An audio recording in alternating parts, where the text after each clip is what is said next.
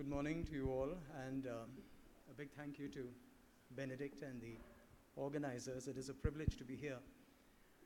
The reason I'm here is that I recently wrote a book called Innovation Stories from India Inc., their stories in their words, in which I talked to a range of business leaders from startups to conglomerates, and I'm completely delighted to see that Suresh Krishna, a gentleman whom I met for the book, is here, and he has such fascinating insights on a very different perspective on how he manages his company. I do hope you get a chance to interact with him at some point of time because there's so much learning.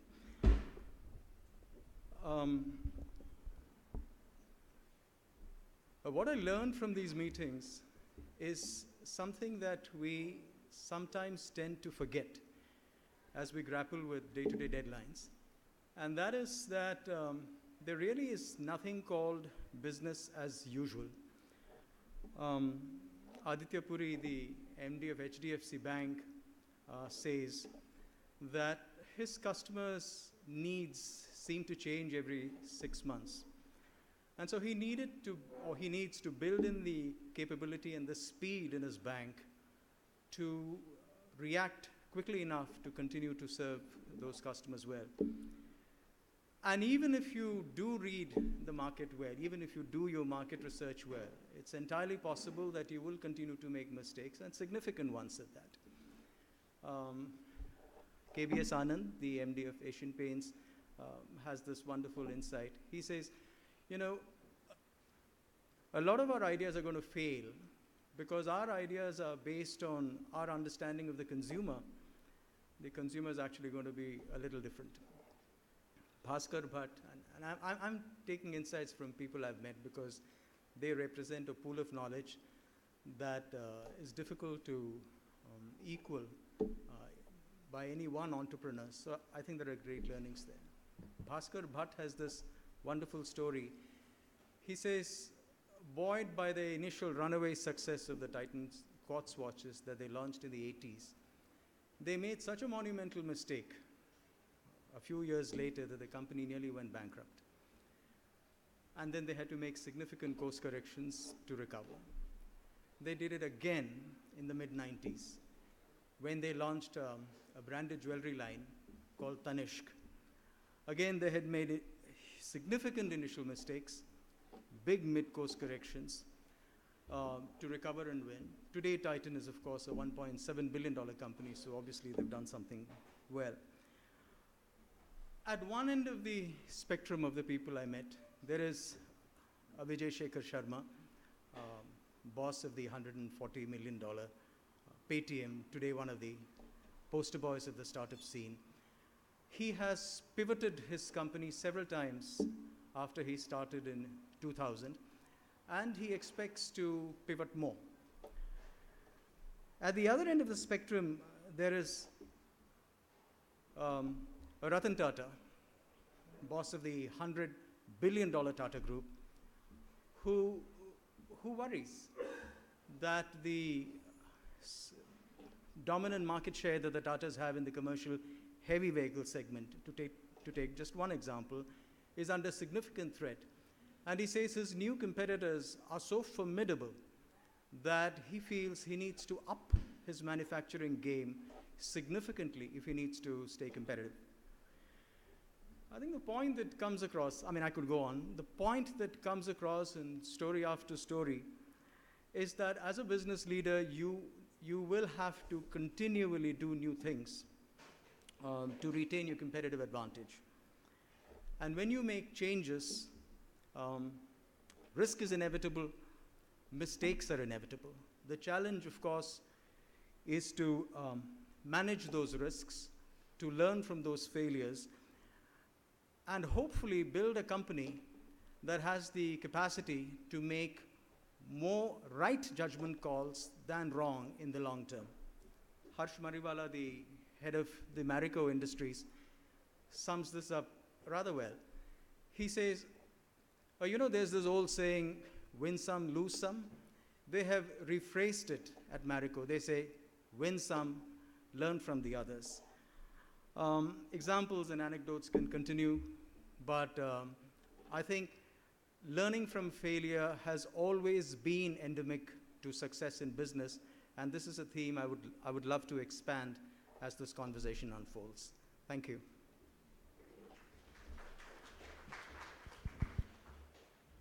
Thank you. Shall we follow the format and proceed? Okay. You actually didn't take your 10 minutes, but we'll give you more time later.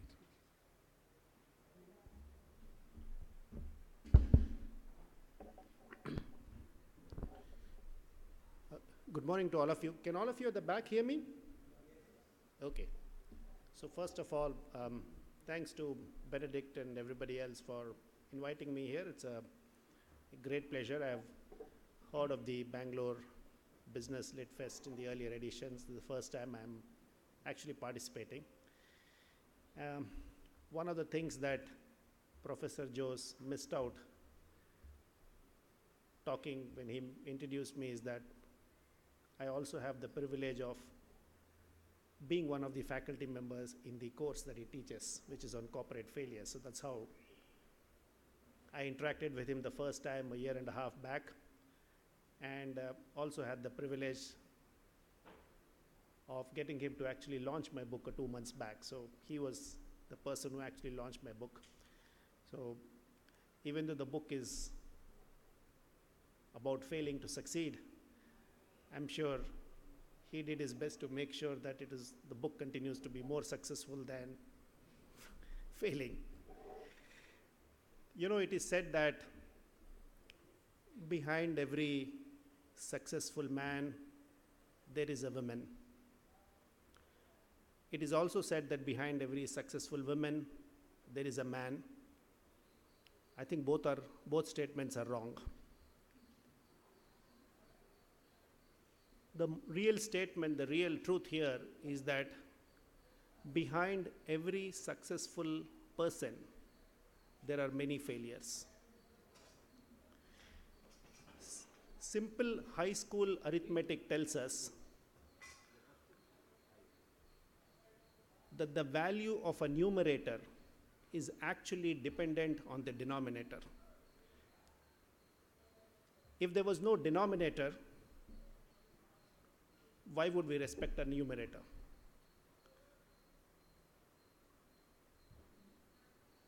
Imagine a world where everybody can bat like Sachin Tendulkar, can create music like Ilayaraja, can paint like Michelangelo, can play tennis like Roger Federer, can write books like R.K. Narayan, or even Chetan Bhagat. Yeah, I didn't mean it as a joke. I think you people are laughing.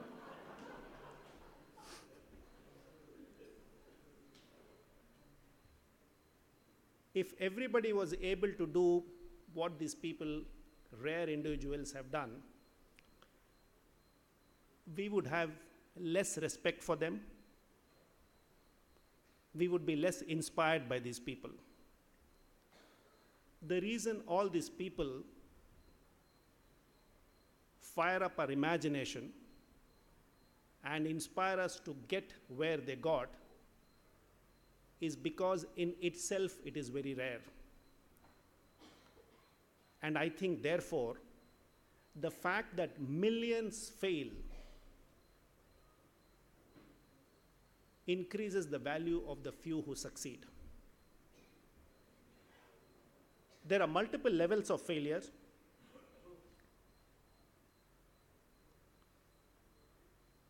People fail at an operational level. People fail in their personal lives. People fail in businesses. People fail in academics. People fail in the creative arts. But it is said that while success teaches us a few lessons, and this is the most important point of failing and succeeding that I talk about in the book, success teaches us a few lessons,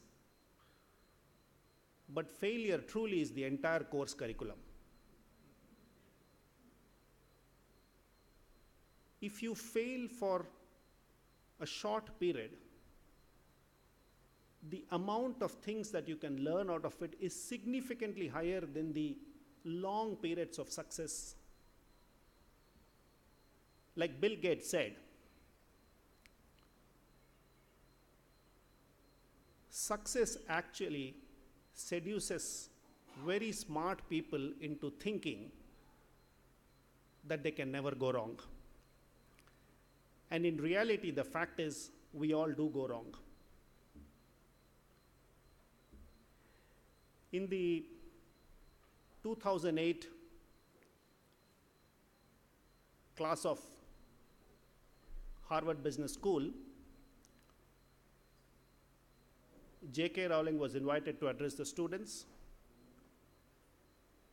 and she spoke about success and failure. And she also essentially captured the same thing by saying, look, we all fail. We fail at something, and the essence of her point was, the only way that we cannot fail is to not to try anything at all, in which case you have essentially failed by default.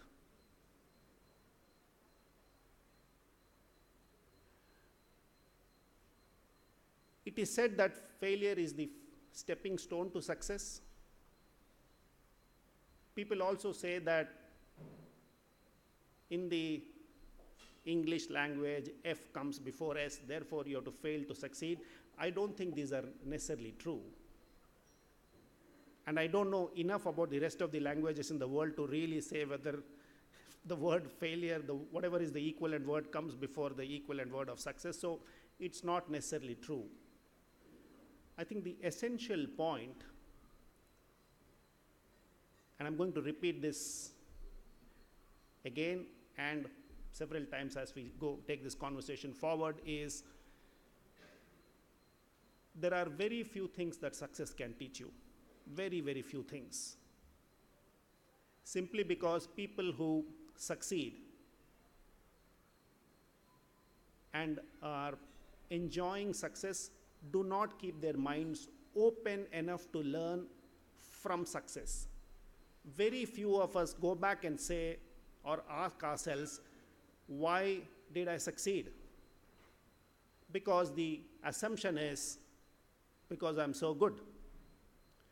It is only when you fail that you ask yourself the right questions, and the right questions gives you the right answers, which means you really learn. So if you don't experience failure enough, it is unlikely that you're going to succeed and enjoy the success.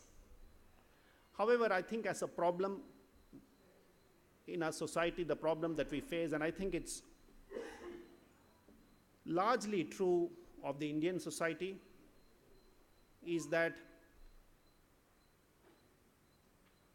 we celebrate success and successful people beyond what they deserve, and this is meant as a complimentary sense, but we do not celebrate failure enough.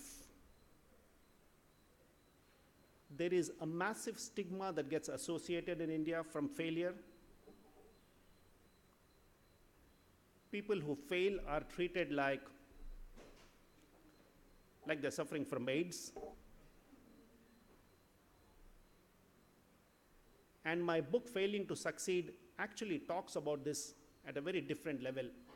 The failure that I experience is that I've been fortunate in the sense that I did 2 startups. One went and got acquired by the Aditya Birla Group. It's called the More chain of supermarkets. So I've seen success, true, big, large success. But the online store that I started, the first e-commerce company, failed. But it failed at a level that it wasn't just a business venture that failed. I think it destroyed me as a person.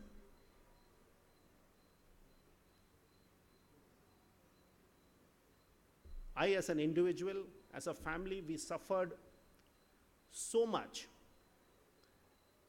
that the entire effort of writing the book was truly a heartbreaking journey. And I'm only talking of writing the book. We actually went through it. It's very hard to describe the things that we went through. It's very hard to even imagine the kind of things that entrepreneurs in India can go through if businesses fail, because we have a very bad habit in society. When a large company, a billion-dollar company is formed, we associate the single founder as the person who's responsible for creating a billion-dollar company, which is completely untrue. And on the other hand, if a venture that gets started fails, then it is that single person who started the company is responsible for all the failures of the world. I think we need to move ahead as a society. We need to embrace failure. We need to celebrate failure. And we need a lot more people to be able to stand up and come to places like this and grab hold of this mic and say proudly, I failed. I tried my best, but I failed. And I think it's important for us to understand that failure is an essential part of success.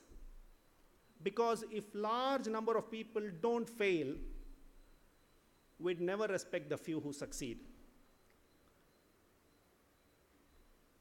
J.M. Barrie, the creator of Peter Pan, actually captured it very nicely.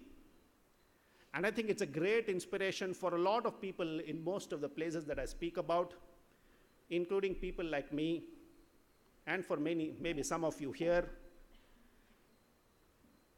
If you failed, don't worry, because he said, all of us are failures. At least the best of us are. Thank you so much.